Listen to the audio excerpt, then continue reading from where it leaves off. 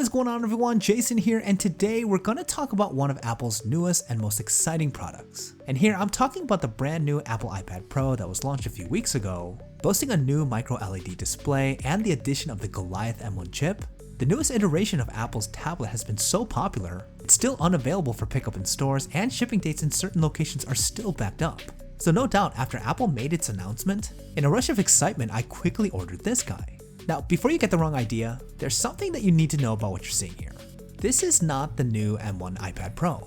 In fact, it's actually the third generation 2018 iPad Pro. You see, the first thing that came to my mind when the new iPad Pro was announced was not rushing to grab one, as sweet as it is. In actuality, my first thought was that it's likely an opportune time to grab an older model, as they're likely going to see a price reduction.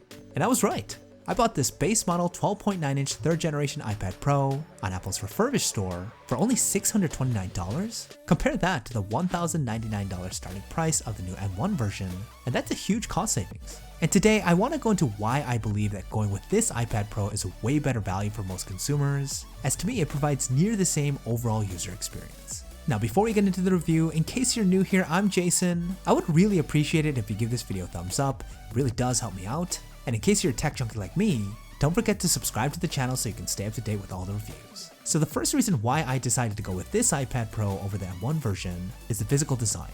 The 3rd generation iPad Pro was the first to adopt this new form factor that came in this larger 12.9-inch size, the completely flat industrial looking frame, and significantly smaller bezels. I mean, Apple really nailed it out of the park in terms of look and feel. This is by far the best looking tablet on the market by a far margin, and it's no surprise that the overwhelming success of this design made its way over to the most recent iPhone lineup. Now, none of this is new stuff, as this iPad was launched in 2018, but from a physical design standpoint, there's virtually no difference between this one and the new M1 version of the iPad Pro. It uses the same aluminum housing in the same colors, the dimensions are exactly the same in both overall size and screen size, and from a distance, it'll be almost impossible to discern between the two. In fact, the only real indicator to tell the difference would be the camera housing, as the new iPad Pro comes with the dual camera setup and this one only comes with a single lens. Aside from that, there's been no other noticeable physical change since this beauty was launched 3 years ago. And that's not surprising. People went crazy for this design when it first dropped, so it makes sense for Apple to not try and fix something that isn't broken and keep the look and feel the same. So when it comes to aesthetics and design, there's really no trade-offs going with the older and way cheaper model. And that brings me to the second reason why I decided to go with this iPad, and that's the hardware. Now, even though the two tablets may look the same, I'm not gonna lie, there are some key differences here that I'd be remiss not to talk about. First, let's talk about the display. This iPad here is rocking a 12.9-inch liquid retina display, coming in at a resolution of 2732 by 2048, making for around 264 pixels per inch. And to really cut through the fat here, it's a great panel. Content comes off sharp, it does a fantastic job with colors, and even though this is a standard LED backlit panel, the contrast is pretty good. Now, the latter part of that description is what really differentiates this iPad Pro compared to the new one, as Apple introduced their first tablet with a mini LED panel. If you're not a screen nerd, this might get a bit technical, but the primary difference that comes with the mini LED display is that it can get noticeably brighter, especially when viewing HDR content, and it gives way better contrast, as there's far more local dimming zones compared to other LEDs. Now, no doubt, the display on the new iPad Pro is better in virtually every way. I'm not going to try and take anything away from it because mini LEDs are awesome, but I guess my stance here is one that mirrors my stance on the displays on the iPhone XR and the iPhone 11. Those two phones are notorious for having displays with sub 1080p LCD panels, which many people think is unacceptable, but I've always been fine with them because given the form factor, those displays more than get the job done and look totally fine. Sure, the display on the new iPad Pro is going to look better than the one on this one, but not to the degree that you won't have an enjoyable experience using this older panel.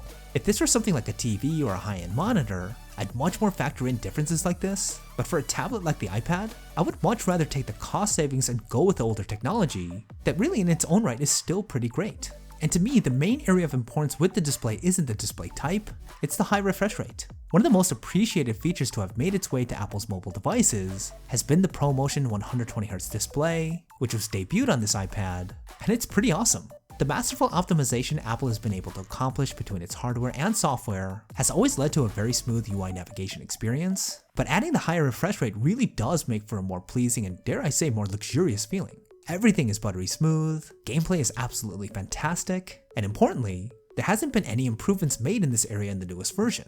So again, there's nothing really to gain by going with the way more expensive new iPad Pro when it comes to the high refresh rate. But let's face it, the main piece of hardware that sets Apple's newest tablet apart more than the display is the fact that it's equipped with the beastly M1 chip. Apple's in-house processor has been widely praised as a technological leap forward when it comes to performance and efficiency, and the current lineup of M1 powered computers are absolutely crushing it right now. So it's a big deal that we're seeing this desktop level processor make its way to the iPad. Now again, I'm not going to sugarcoat it. The new iPad Pro will absolutely destroy the older iPads by a significant margin when it comes to performance, and has the power to manage serious spec-intensive activities such as high-resolution photo and video editing like a walk in the park. And honestly, I don't think that there's anything that you could possibly do in a tablet that the M1 couldn't handle. It's so far ahead of the competition and overkill, it could almost feel out of place. Sure, there are going to be a handful of people that will legit use the iPad Pro as a serious, high-performing laptop replacement, but not only do I think that will be less than 2% of the population that will actually buy this tablet, let's be honest, most people who buy the iPad are using it primarily for content consumption, and to me, the iPad is not even properly supported with software to leverage the power it's equipped with.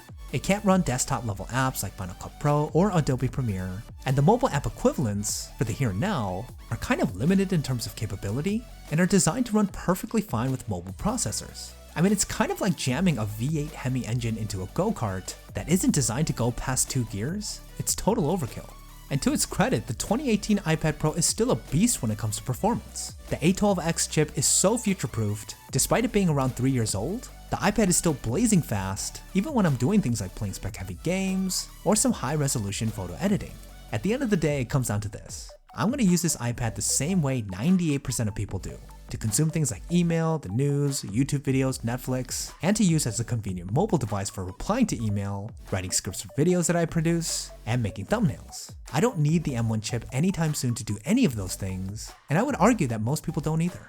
Plus, going with this older iPad still gives me access to Apple's amazing accessories, one being the Apple Magic Keyboard that seriously is a game changer for the iPad. It totally enhances the utility of this device and I'm a big fan of it. Plus the 2nd generation Apple Pencil that is by far the best stylus for this tablet. It's seriously ridiculous how little latency you have, and it's super handy for photo editing. Now yes, the new iPad Pro has a more advanced camera suite, as I'm limited to only one camera on the back. No big deal for me because the only thing I use the cameras on the iPad for is for scanning documents and for the occasional FaceTime call. It has 4 incredibly loud speakers that make content consumption very immersive, Face ID, which is my preferred biometric security system, and it comes in space gray, which is my favorite Apple color. So at the end of the day, this video isn't one to argue that the new iPad Pro is bad or anything ridiculous like that. In fact, I can definitively say that it's the best tablet in the world, no ifs, ands, or buts about it, but in this case, I prefer going with an older model that sure isn't as good, but just as good in the areas that count. To me, it's gonna provide near identical of a user experience, with the added bonus of saving $470, which is no small amount of money. But hey, I wanna hear what you guys think. Do you think I was smart going with this 3-year-old iPad Pro over the newest one? Or do you think the M1 iPad is the one to get no matter what? Curious to get your thoughts. Let me know what you guys are thinking in the comments down below. Okay, that's about it for this review. Don't forget to leave me a thumbs up if you guys find it useful. Again, I'd really appreciate it. Check out these other videos if you're looking for more, and I'll see you guys in the next one.